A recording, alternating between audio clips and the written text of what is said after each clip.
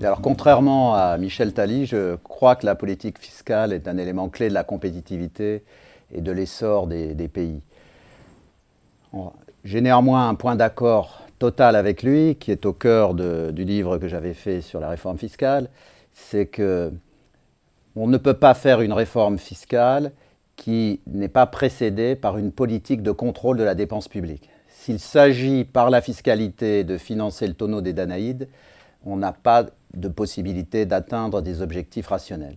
Donc il est absolument fondamental que la politique fiscale s'inscrive dans une politique de finances publiques totalement cohérente qui passe par une réflexion sur la nature de cette dépense.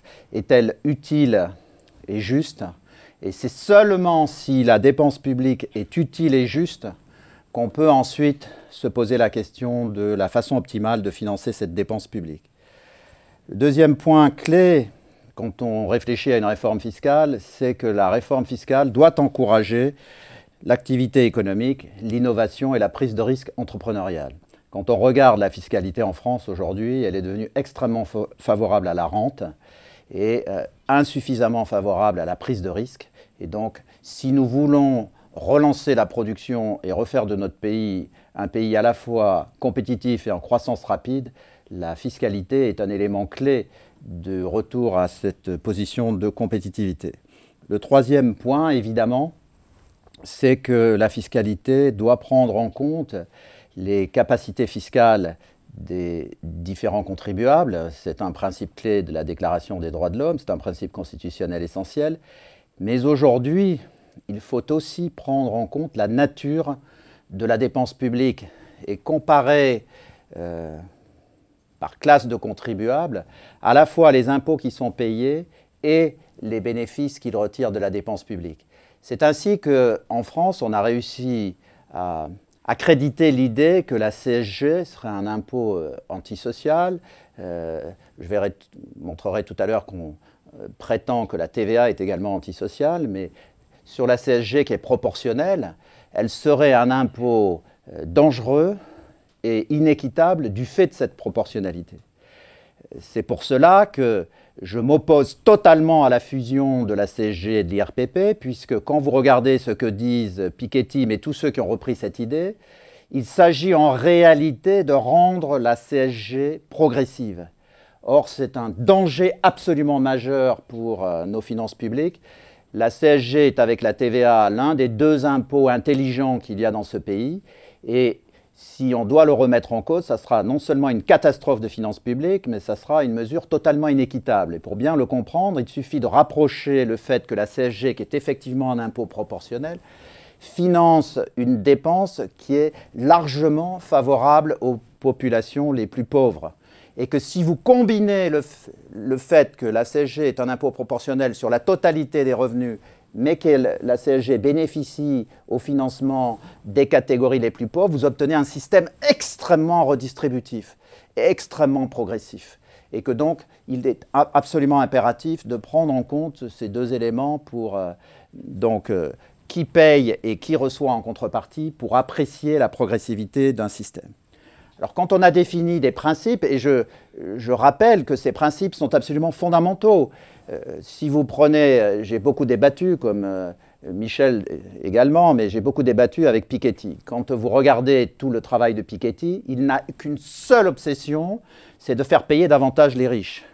Il ne se pose à aucun moment la question de l'utilité de la dépense, de la justesse de cette dépense, et à aucun moment la question de la compétitivité. Si vous lisez son livre, d'ailleurs, il nie qu'il y ait des problèmes de compétitivité fiscale, alors que c'est au cœur des problèmes de la France aujourd'hui en Europe. Donc, non seulement il faut se poser les bons objectifs quand on aborde la réforme fiscale, mais ensuite il faut se dire, mais est-ce qu'on applique ça dans un contexte totalement neutre, ou est-ce qu'on l'applique à un pays très précis, à un moment précis de son histoire?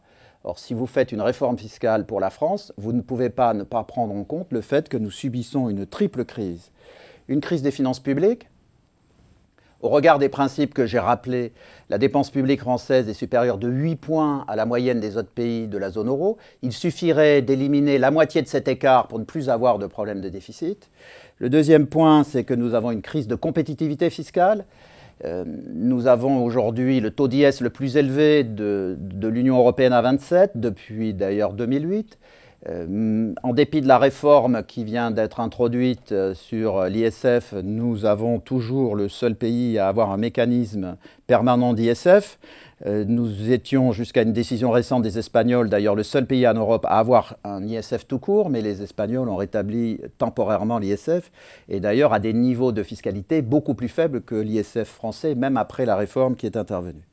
Donc nous avons une crise de compétitivité fiscale et nous avons également une crise historique du système productif dont Alexandre Milly-Courtois a rappelé les principaux éléments, notamment le fait que nos PME n'arrivent pas à grandir. Donc on ne peut faire de réformes fiscales intelligentes et équilibrées qu'en prenant en compte les objectifs majeurs que j'ai évoqués précédemment et en essayant de traiter simultanément les problèmes qui sont les nôtres. Alors, 3 priorités s'imposent à la réforme fiscale.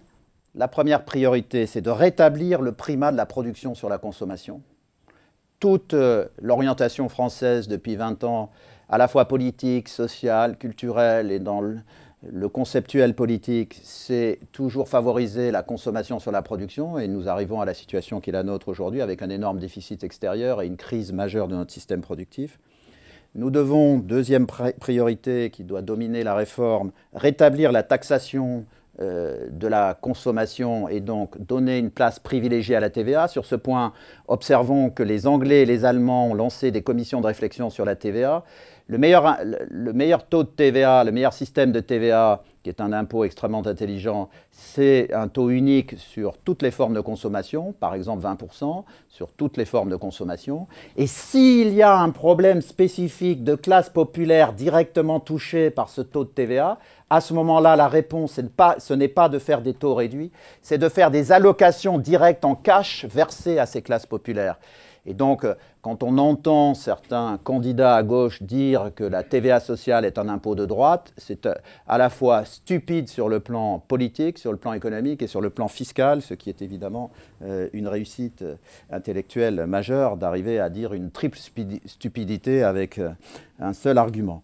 Le troisième point, c'est que nous devons traiter dans la réforme fiscale les conséquences dévastatrices de cette concurrence fiscale et sociale. C'est pour cela que je m'orienterai vers des propositions qui doivent renforcer notre système productif. Donc il faut fortement réduire l'impôt sur les sociétés pour les PME afin d'assurer leur développement et notamment pour les bénéfices mis en réserve. Il est essentiel de basculer une part significative du financement de la protection sociale sur la TVA et pour le solde sur la CSG. Et enfin, il est absolument clé de redonner à notre système une visibilité sur la durée en mettant en place un système fiscal dont les principales caractéristiques seront garanties sur la durée afin que les acteurs économiques et sociaux de notre pays puissent les intégrer dans leur système de décision et prendre des décisions qui seront optimales du point de vue de la croissance et de l'équité dans notre pays.